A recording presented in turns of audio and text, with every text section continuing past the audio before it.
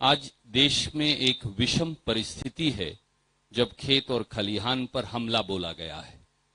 3 काले कानूनों के खिलाफ श्री राहुल गांधी जी ने कांग्रेस पार्टी के और किसान के झंडे के नीचे एक खेती बचाओ यात्रा की ऐतिहासिक शुरुआत की है। भट्टा परसोल से आपने भूमि का उचित मुआवजा कानून खत्म करने की मोदी सरकार की दुर्भावना के खिलाफ यही शुरुआत की थी और अब इन 3 काले कानूनों के खिलाफ शुरुआत की है।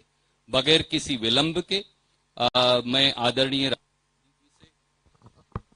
आदरणीय राहुल गांधी जी से अनुरोध करूंगा कि वो आपसे अपनी बात कहेंगे। आदरणीय राहुल जी।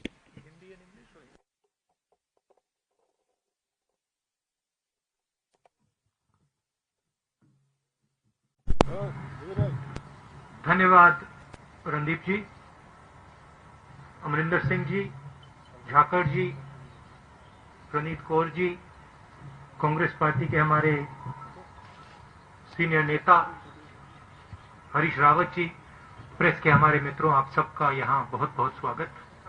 जैसे आप जानते हैं, हमारी ये यात्रा इन 3 काले कानूनों के खिलाफ है। ये जो कानून प्रधानमंत्री जी ने बनाया, एग्जिस्टिंग स्ट्रक्चर है, फूड सिक्योरिटी का एग्जिस्टिंग स्ट्रक्चर है, उसको खत्म करने का, नष्ट करने का तरीका है। जैसे पहले भाई और बहनों नरेंद्र मोदी जी ने नोटबंदी की, उसके बाद जीएसटी की, और कोरोना के समय उन्होंने किसानों को, मजदूरों को, छोटे बिजनेसेस की कोई मदद नहीं की, उसी प्रकार ये भी किसानों पर आक्रमण है और इस आक्रमण को हम रोकेंगे। इन कानून के खिलाफ हम लड़ेंगे। पंजाब को इससे सबसे ज्यादा इफेक्ट होता है, हरियाणा और पंजाब। और अगर एमएसपी जाएगी, अगर ये एग्जिस्टिंग जो स्ट्रक्चर है अगर ये टूटेगा, तो पंजाब को भविष्य में रास्ता नहीं मिलेगा। तो हम एक प्रकार से पंजाब की, हरियाणा की, उत्तर प्रदेश की, राजस्थान के किसानों की और इसके लोगों की रक्षा कर रहे हैं। अब आप सवाल पूछिए। If you raise hands, I'll go one by one. We'll go with you, Anand ji.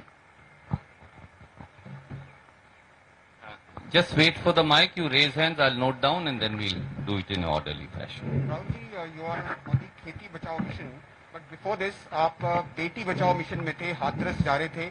हमारे सामने हमने देखा था पुलिस ने कैसे आपको धक्का दिया। उसके बाद प्रियंका जी के साथ हाथापाई हुई। करीब 500 कांग्रेस वर्कर्स के खिलाफ एफआईआर हो गई है, जर्नलिस्ट पे भी एफआईआर हो रही है। योगी सरकार के इस रवैये पर क्या कहेंगे सर? पूरे देश को धकेला जा रहा है, मारा जा रहा है, पीटा जा रहा है। मुझे थोड़ा सा धक्का लग गया तो क्या बड़ी बात है, कोई फर्क नहीं पड़ता।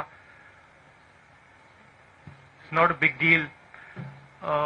हमारा काम है देश की जनता की रक्षा करना, देश के किसानों के साथ खड़ा होना हमारा काम है।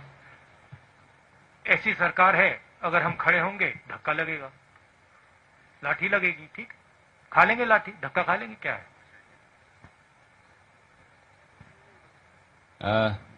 Thank you sir. मैं आपसे एक अनुरोध जो धक्का, जो असली धक्का लगा, धक्का छोड़िए, जो अनइमेजिनेबल उस परिवार को लगा। आप सोचिए, आपकी बेटी है, you have a son, you don't have a daughter, so maybe you will not understand this. People who have daughters will understand it.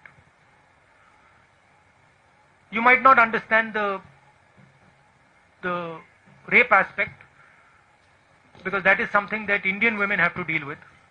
You will certainly understand the murder aspect. Suppose someone killed your son, and then when you went for justice, they locked you up in your house, and then the DM came to your house and kicked you and threatened you and told you that if you open your mouth, the entire state of Uttar Pradesh will sort you out.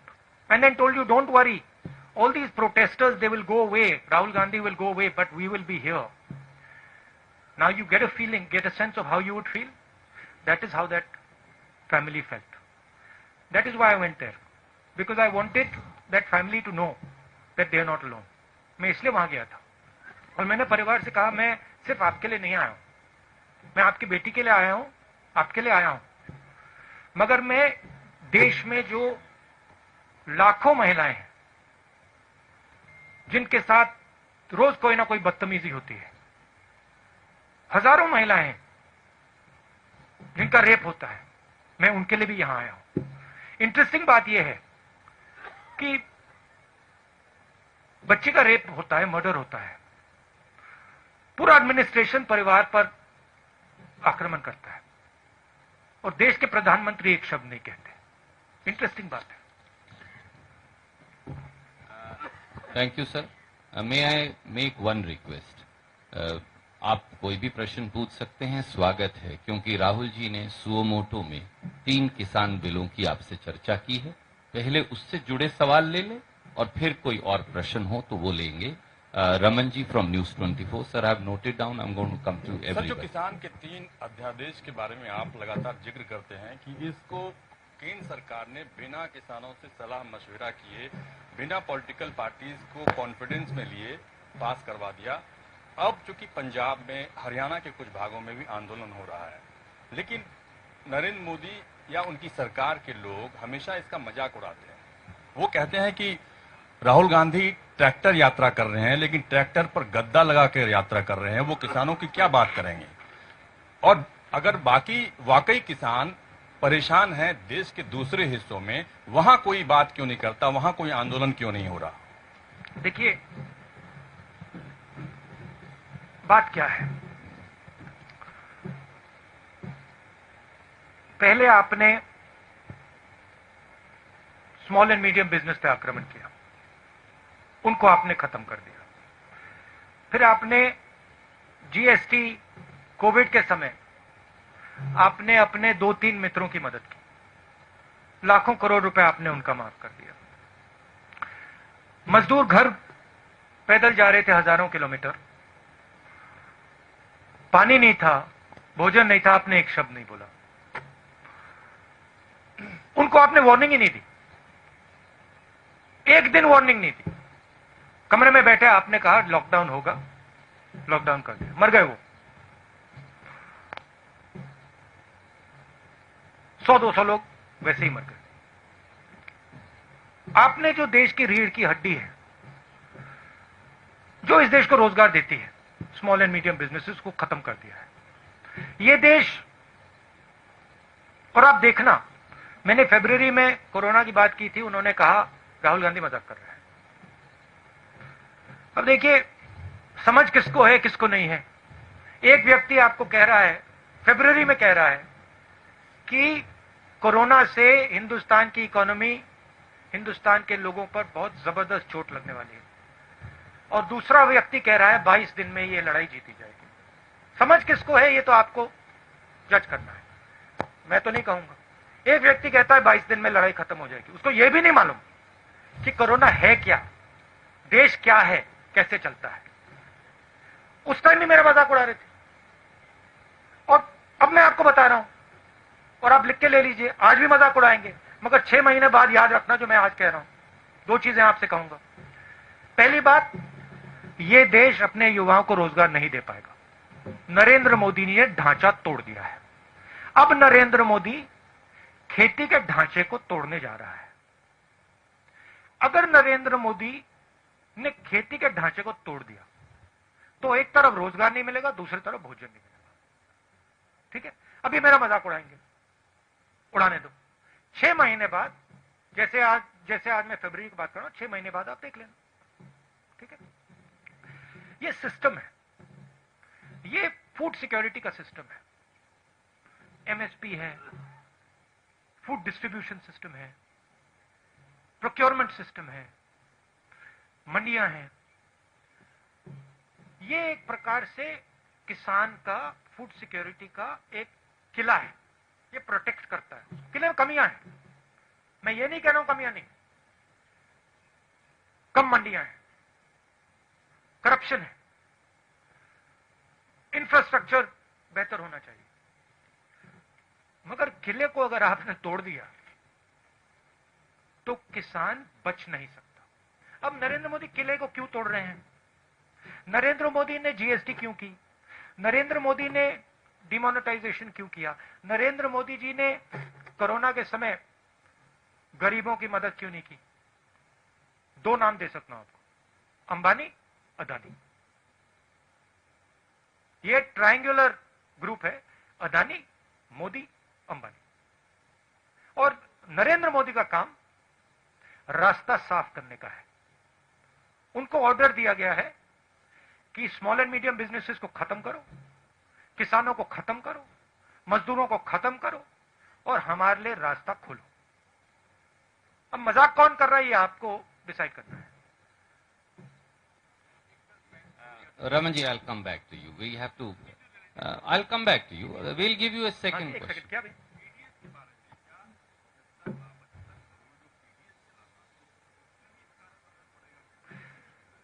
ये food security system पर असर पड़ेगा। जब आप अनाज खरीदते हो market में, आप खरीदते हो, जो आपको प्राइस मिलती है वो प्राइस आपको इसलिए मिलती है क्योंकि ये स्ट्रक्चर है। जब गरीब व्यक्ति को राशन दिया जाता है वो राशन इसलिए दिया जाता है क्योंकि ये स्ट्रक्चर है। अगर आप स्ट्रक्चर को ही तोड़ देंगे तो आने वाले समय में आपसे भी ज्यादा पैसा लिया जाएगा। सिर्फ देखिए, लोगों ने कहा हाँ ठीक है, जीएसटी कर दी तो हमारा क्या नुकसान है? स्मॉल मीडियम बिजनेसेस को नुकसान होगा, मगर जो कंज्यूमर है उसको क्या नुकसान होगा? बट नुकसान होगा क्योंकि जब वो कोलैप्स करेगा आप कोलैप्स करोगे। तो हिंदुस्तान में सब चीजें कनेक्टेड है और अगर आप एक चीज को छुओगे तो दूसरी चीज पे इफेक्ट पड़ेगा। मैं दूसरा उदाहरण देता हूं। नरेंद्र मोदी जी ने कहा हिंदुस्तान की जमीन किसी ने नहीं ली, सुना होगा आपने। ऑपोजिशन लीडर्स को कहा हिंदुस्तान की जमीन किसी ने नहीं ली। 1200 स्क्वायर किलोमीटर चाइना ने हमारी जमीन ले रखी है। कैसे ली? क्योंकि चाइना को मालूम है कि ये व्यक्ति जो ऊपर बैठा है ये सिर्फ अपनी इमेज की रक्षा करता है। ये अपनी इमेज बचाने के लिए 1200 स्क्वायर किलोमीटर जमीन हमें दे देगा।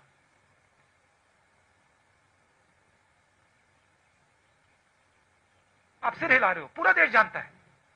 आर्मी के किसी भी सिपाही से, जनरल से पूछ लो, आपको बता देगा कि नरेंद्र मोदी ने अपनी इमेज बचाने के लिए देश को झूठ बोला। भारत माता की बात करते हैं, भारत माता के 1200 स्क्वायर किलोमीटर नरेंद्र मोदी ने चाइना को दे दिए अपनी इमेज बचाने के लिए। रियलिटी है, मानो ना मानो। इसके बारे में नरेंद्र मोदी क्या बोलते हैं? आप कभी बुलाइए उनको प्रेस कॉन्फ्रेंस में, ऐसे खुल के बुलाइए, बात कीजिए उनसे। वो आपसे इतना डरते क्यों है? Thank you. I'll come to you, Bhai Sahab. Can we have Ramandeep from Punjab Kesari Jagbani? I'll come back. मैं बताता हूं वो क्यों डरते हैं आपसे। मैंने बात सोची, रीजन एक ही है। चाइना से भी वो इस कारण डरते हैं और आपसे भी इस कारण डरते हैं। वो सोचते हैं चाइना हमारी इमेज खराब कर देगा, वो सोचते हैं ये जर्नलिस्ट हमारी इमेज खराब कर देंगे। नरेंद्र मोदी जी को सिर्फ अपनी इमेज में इंटरेस्ट है। टनल में जाएंगे, अकेले जाएंगे, वेविंग हो जाएगी, मीडिया पे पूरी मोनोपोली है। सोचते हैं कि भैया मीडिया दिखाएगा मुझे टनल में। तो उनको सिर्फ अपनी इमेज से ऑब्सेशन है। जो भारत में हो रहा है उससे कुछ लेना देना नहीं। मेरी फीलिंग है कि शायद नरेंद्र मोदी ये जो 3 कानून है इनको समझते ही नहीं, मेरी असेसमेंट है। राहुल जी, आप लगातार कह रहे हैं कि जीएसटी, लॉकडाउन और नोटबंदी ये गवर्नमेंट का फेलियर है, but on the opposite side BJP का कहना है कि ये हमारी अचीवमेंट है। वो दूसरी बार जीतने का भी हवाला देते हैं कि इसके बावजूद हमने इलेक्शन जीती। तो ये नजरिया अलग अलग क्यों है? और आपके अच्छा बताइए, ये जो चाइना को 1200 किलोमीटर दिया है, ये भी इनका अचीवमेंट है क्या? नहीं, बीजेपी बोल रही है सर ऐसा कि ये बोल रही है कि उनका अचीवमेंट है कि 1200 स्क्वायर किलोमीटर हमने चाइना को दे दिया। उसका नहीं, जीएसटी का, नोटबंदी का या लॉकडाउन का। बीजेपी का ये कहना है कि जीएसटी आई या नोटबंदी आई कि उसके फायदे हुए, और उसका जो रेफरेंस दे रहे हैं वो कि हम जीते हैं, इलेक्शन भी जीत रहे हैं। अगर पब्लिक में इतना रिवोल्ट था तो इसके बावजूद फिर इलेक्शन कैसे जीते? तो एक बात मुझे बताइए, आप मेरे से मत पूछिए, ठीक है? आप किसी भी स्मॉल बिजनेस वाले के पास चले जाइए, दुकानदार के पास चले जाइए और उससे पूछ लीजिए, उससे पूछिए भैया जीएसटी से आपका फायदा हुआ या नुकसान, अचीवमेंट है या फेलियर है। फिर उससे आप पूछिए भैया एक बात बताना, ये जो डिमोनेटाइजेशन है 500,000 पूछा है, छोटे दुकानदारों से बात की है, व्यापारियों से बात की है, किसानों से बात की है, वो तो कहते हैं कि भैया इन कानूनों ने हमें नष्ट कर दिया, खत्म कर दिया। आप जाइए थोड़ा यहां से बाहर जाइए, किसान से पूछिए, पंजाब के किसान से पूछ लीजिए, ट्रैक्टर लिए घूम रहा है, सड़कें रोक रहा है। अगर अचीवमेंट था तो वो बाहर क्यों खड़ा है? पटाखे क्यों नहीं बजा रहा? Tribune. Just let her pass the mic to you. Hello. Yeah. Rahulji, there is a general perception across the country that an opposition with the Congress and other stakeholders is not as strong, and the BJP is able,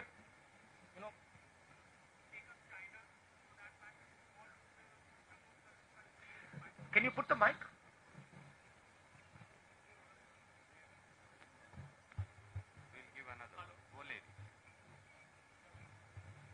Hello. Yes. So they are saying that a weak opposition across the country, including the Congress. Do you think that the general perception that is it so that the BJP is doing everything that they can just because the opposition is not united across many states and especially in Delhi and at the center? See, an opposition in any country functions within a framework. What is that framework? The framework is the press. The framework is the judicial system. The framework are institutions that protect the voice of the people. This is the framework. That entire framework has been captured. The entire architecture of giving voice to the people of India is captured and controlled by the BJP. You know that. In fact, you come from one of the newspapers that exerts a little bit of independence. That's not the case with most TV channels and newspapers. So, if the entire architecture of institutional architecture is captured, then to say the opposition is weak, that's not really a correct statement. Give me a free press. Give me institutions that are free, and the government will not last. I don't have that. I can take proof, clear-cut proof of, for example, the Rafael deal. I can bring it to you. Don't show it. Right? So, at a certain level, frankly, you're also not doing your job. And it's okay for you to blame the opposition and say, well, you know, the opposition is weak. But, my friend, you're also walking into slavery. Right? You're also walking into a place where you will become very uncomfortable. I'm fighting for it. You in your own way, I'm sure, are also fighting for it. But it is a bigger thing that has happened. Today, it's quite amazing. I don't think there is any other country in the world today where another country can occupy 1,200 square kilometers of its land and the media says nothing. Then I don't think there's any other country. I'm thinking about it. I think even in, the weakest country, they will make a noise. India, they don't make a noise. The whole thing's captured. I went to Uttar Pradesh. Girl is raped. Neck is broken. Administration is attacking her. Administration is attacking the family. It's amazing. It is the result of a complete capture of the soul of this country. And it's a forcible capture. If it was captured with affection, I would be the first to stand by it. But it's a forcible capture. That's what we are fighting. And you will see, this fight will become more and more aggressive. Thank you, Arun Singh ji.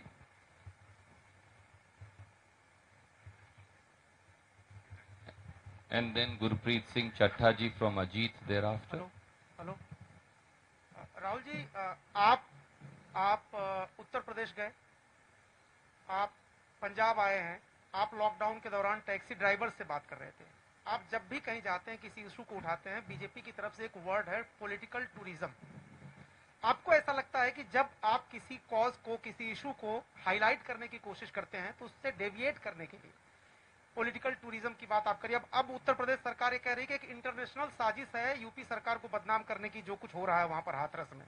या यहाँ पर आपसे सवाल ये पूछा जा रहा था कि गद्दी लगी थी, आप उस ट्रैक्टर पे बैठे थे। नहीं, मगर ये सवाल कभी नहीं पूछा जाएगा कि नरेंद्र मोदी ने 8,000 करोड़ रुपए के लिए 2 हवाई जहाज क्यों खरीदे। $1 बिलियन, 8,000 करोड़, उसमें कुशन छोड़िए, उसमें तो पलंग है पूरा। मतलब एक पलंग नहीं, 50 पलंग होंगे उसमें। ये नहीं कहते कि भैया हमारा जो प्रधानमंत्री है उसने 8,000 करोड़ रुपए का जहाज खरीदा। क्यों? क्योंकि उसके मित्र ट्रंप के पास जहाज है 8,000 करोड़ का, तो उसे भी चाहिए। ये नहीं कहते। ये कहते भैया राहुल गांधी, अमरिंदर सिंह जी गए, ट्रैक्टर पे बैठे थे, किसी ने कुशन लगा दिया। तो मैं वही कह रहा हूं, नैरेटिव चेंज हो जाता है। आप पॉलिटिकल टूरिज्म वर्ड इसको दिया जाता है। इसलिए मैं पूछ रहा हूं कि आप अगली बार जब कोई इशू उठाने की सोचते हैं तो इससे निपटने का क्या उपाय आपके पास है? क्योंकि देखो, मैं अपना काम करता हूं। मैंने जैसे बोला, मीडिया कैप्चर्ड है, इंस्टीट्यूशनल स्ट्रक्चर कैप्चर्ड है, उनका उधर डोमिनेंस है। मगर किसान पर जो अत्याचार करते हैं, छोटे दुकानदारों पर, स्मॉल मीडियम बिजनेसेस पे जो आक्रमण करते हैं, युवाओं के भविष्य पे आक्रमण जो करते हैं, उधर तो डोमिनेंस नहीं है ना। उधर मैं काम करता हूं।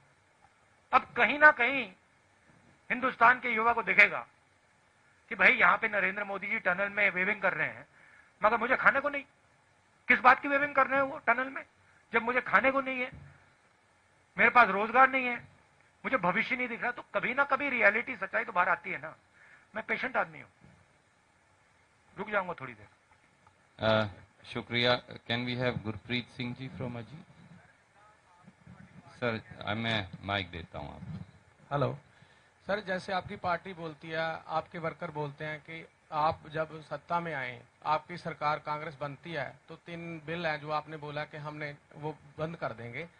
अगर वो बंद भी कर देते हैं, जो पोजीशन अभी है, कैप्टन साहब यहाँ बैठे हैं, पहले भी पोजीशन खराब है, खुदकुशियां हो रही हैं, उसके लिए आपके पास प्लान क्या है किसानी को बचाने के लिए? हमारे अगर मैनिफेस्टो को आप पढ़ें, और उसकी कॉपी मैं दे सकता हूं, उसमें क्लियरली लिखा है कि जो फूड सिक्योरिटी का सिस्टम है उसको हम स्ट्रेंथन करेंगे। आज 40 किलोमीटर के रेडियस में मंडी होती है, हम 4 किलोमीटर के रेडियस में मंडी लगाएंगे। हम इस सिस्टम को, जो इसकी कमियां हैं, उसको सुधारने की कोशिश करेंगे। मगर हम इस सिस्टम को तोड़ेंगे नहीं, क्योंकि हम जानते हैं कि अगर हमने ये सिस्टम तोड़ दिया तो किसान गया। अब सिंपलिस्टिक बात है, नरेंद्र मोदी जी को शायद समझ ही नहीं है, पता नहीं। अगर आपने सिस्टम तोड़ दिया, अगर पूरा एग्रीकल्चर का आपने सिस्टम ही तोड़ दिया, तो फिर किसान की प्रोटेक्शन कहां रही? तो हमारी जो फिलॉसफी थी कि हम जानते हैं कि मंडियों में कमी है, हम जानते हैं कि वहां पे करप्शन है, बट हम इस सिस्टम को रिफॉर्म करना चाहते हैं। वो कॉम्प्लिकेटेड मामला है, आसान मामला नहीं। नरेंद्र मोदी जी जो सच्चा चैलेंज है उसको एक्सेप्ट नहीं करना चाहते। नरेंद्र मोदी कहते भैया इसको तो मैं उड़ा देता हूं। अब black money is a difficult challenge. Narendra Modi उस चैलेंज को एक्सेप्ट नहीं करना चाहते, कहते मैंने नोटबंदी कर दी, खत्म हो गया, क्या लगा। तो बहाना है। अमरिंदर सिंह जी अभी बैठे हैं, अभी हमने मीटिंग की अंदर, दे पंजाब के युवाओं को रोजगार दिलवा रहे हैं। सिंपल मामला नहीं है, कैची फ्रेजेस से रिजॉल्व नहीं होता, काफी कॉम्प्लिकेटेड बात अंदर चल रही है। ऐसे करेंगे, ये करना है, वो करना है। तो हिंदुस्तान को ये रियलिटी एक्सेप्ट करनी पड़ेगी, सच्चाई एक्सेप्ट करनी पड़ेगी। Mohammed from NDTV and then Rohit from Bhaskar.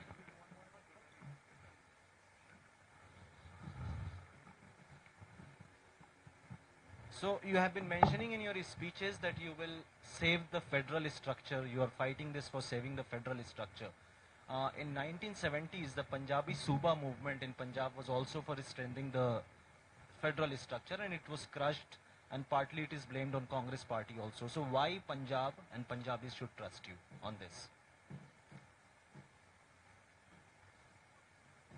Punjabi should see my actions, right? And I can tell you, if you look at my political career, you can see my actions. Don't just look at my words. I came to Punjab, and I've learnt a lot from the Punjabi people. In fact, if you were to ask me, you have given me more than I have given you. So I have in a sense, a debt to you. Qarz hai.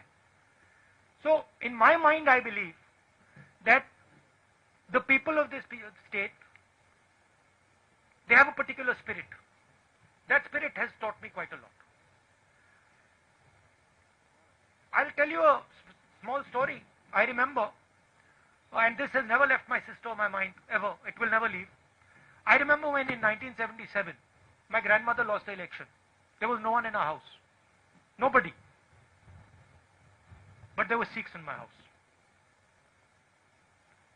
She was protected by Sikhs in 1977. I'll never forget them.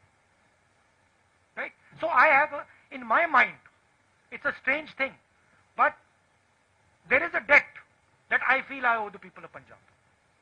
It's strange. In a similar way, I feel I owe a debt to the people of Tamil Nadu. I don't know why, but I have that feeling inside. So that's the first thing. Second thing is, look at my actions. Land acquisition bill. I fought, I got beaten up, I got abused. Nyamgiri, I fought, I got beaten up, I got abused. Manrega, abused. Right? Farm bill, I'm standing in front of the farm bill. I'm standing with the people of Punjab and saying, look, I've come here, I'm standing with you. I understand this is a risk for your future. So you look at my actions, you will see that I am a person who instinctively, I feel, when I see some injustice being done, I feel for that person, instinctively. If you see one strong man beating a weak man, automatically I am on the side of the weak man. This may be a failing. In fact, this is why I get beaten up so much in politics. It might be a feeling here. Every time I'm also thinking to myself, yeah, why? But I have that inside me. If I feel that injustice is being done to Punjab, I'll be standing on Punjab side, no matter what. If I feel injustice is being done to the Dalit girl in UP, I'll go there. I'll get 2-3 lathis, no problem. That's my nature. That's what I've been taught. I don't know any other way. And frankly, I can see right now that my political path would have been much easier if I didn't have this. अगर ये मेरे अंदर नहीं होता, but वो है, अब मैं उसको कैसे निकालूं? That's why people of Punjab should trust me. Thank you, sir. Rohit from Bhaskar.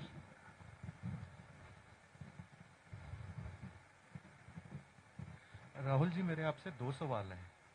एक पहला सवाल है कि जो किसानों के 3 ये जो अध्यादेश आए हैं, इसमें 15 करोड़ किसान ही नहीं, 75 करोड़ पीडीएस लाभार्थी भी प्रभावित होंगे। इस पे आपका क्या कहना है?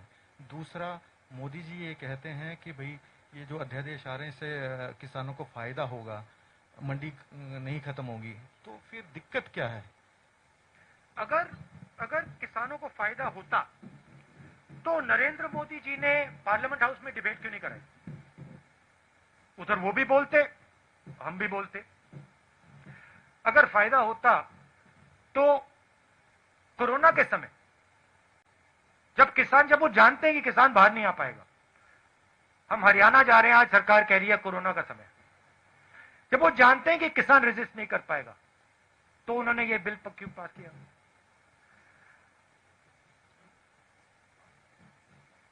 ऐसे प्रेस कॉन्फ्रेंस में बैठ के क्यों नहीं बोलते नरेंद्र मोदी जी कि ये किसानों के हक में है? पंजाब में आके क्यों नहीं बोलते? पंजाब के किसानों के साथ खड़े होकर क्यों नहीं बोलते? पहला सवाल, जैसे मैंने कहा, ये एक सिस्टम है। ये सिस्टम हिंदुस्तान का फूड सिक्योरिटी का सिस्टम है। इससे सिर्फ किसानों का नुकसान नहीं होगा, इससे कंज्यूमर का भी नुकसान होगा। एंड में किसान की जमीन जाएगी, उसको सही दाम नहीं मिलेगा। नरेंद्र मोदी जी कहते हैं मंडी की कोई जरूरत नहीं। हजारों मंडी है हिंदुस्तान में, मंडियों में वर्कर्स काम करते हैं, स्मॉल ट्रेडर्स हैं, किसान जाता है, लोडर्स होते हैं, लाखों में होंगे हिंदुस्तान में। उनका क्या होगा? अंबानी जी, अदानी जी ऑटोमेट कर देंगे, मशीनें लगा देंगे। ये जो लाखों लोग हैं जो आज एग्रीकल्चरल सिस्टम में काम करते हैं, इनका क्या होगा? ये सब गुलाम बनेंगे। तो ये रियलिटी है। Thank you sir. अब एक बात, आप सबका बहुत बहुत धन्यवाद। आपने मुझसे इतने सवाल पूछे, मगर इनको तो आपने स्कॉट फ्री छोड़ दिया। तो इनसे भी 2-3 सवाल पूछ लीजिए। आदरणीय अमरिंदर सिंह जी, विशाल भाई, please take the mic. Sir, आप दोनों से ही है। नरेंद्र मोदी कहते हैं कि इच्छा शक्ति की कमी थी, इसीलिए उन्होंने 3 जो बिल थे वो लागू कर दिए जब टनल पे गए थे। तो उसके बाद क्योंकि पिछली सरकारें इनको लागू नहीं कर पाई थी और लगातार ही सवाल खड़े हो रहे हैं, चाहे स्टेट का मैनिफेस्टो, इलेक्शन मैनिफेस्टो था, चाहे 19 में आपका मैनिफेस्टो था, कि एपीएमसी एक्ट को आपने बड़े जोर शोर से वहां पे उठाया था। तो क्या लगता है कि आने वाले समय में इसको पूरी तरह डिमोलिश कर दिया जाएगा, या अभी भी आप मैनिफेस्टो के ऊपर खड़े हुए हो? देखिए, हमारे मैनिफेस्टो में क्लियर था कि हम एग्रीकल्चरल सिस्टम को डेवलप करेंगे। अगर आप 4 पॉइंट्स थे शायद, उसमें अगर आप पॉइंट्स देखें तो उसमें हमने कहा था हम फार्मर्स मार्केट डेवलप करेंगे। उसमें हमने कहा था कि हर 4 किलोमीटर हमें हम मंडी लगाएंगे।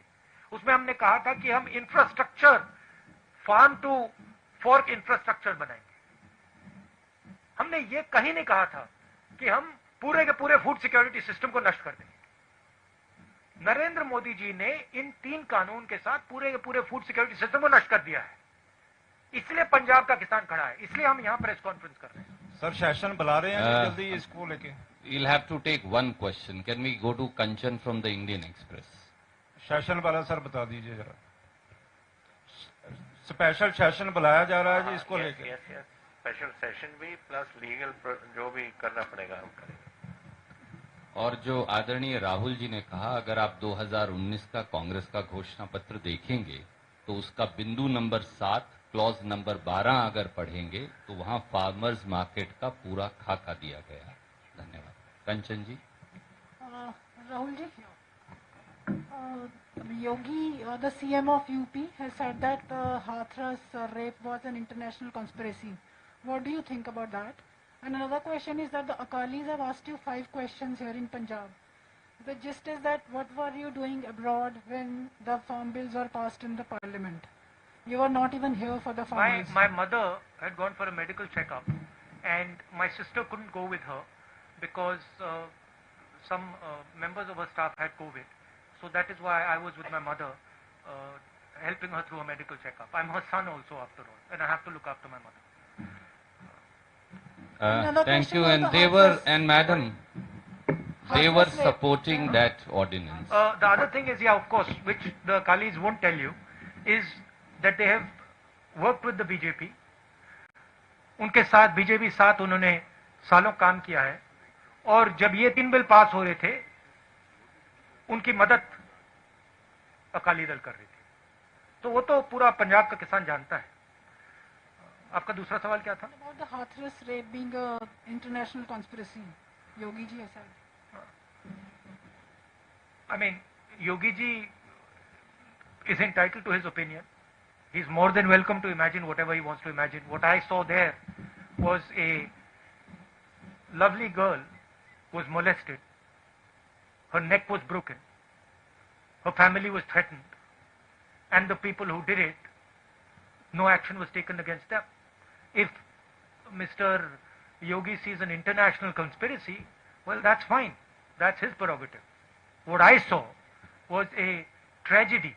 The Chief Minister of Uttar Pradesh should have had the decency to say, this is a tragedy, and I will look into it, and I will protect this family and this girl.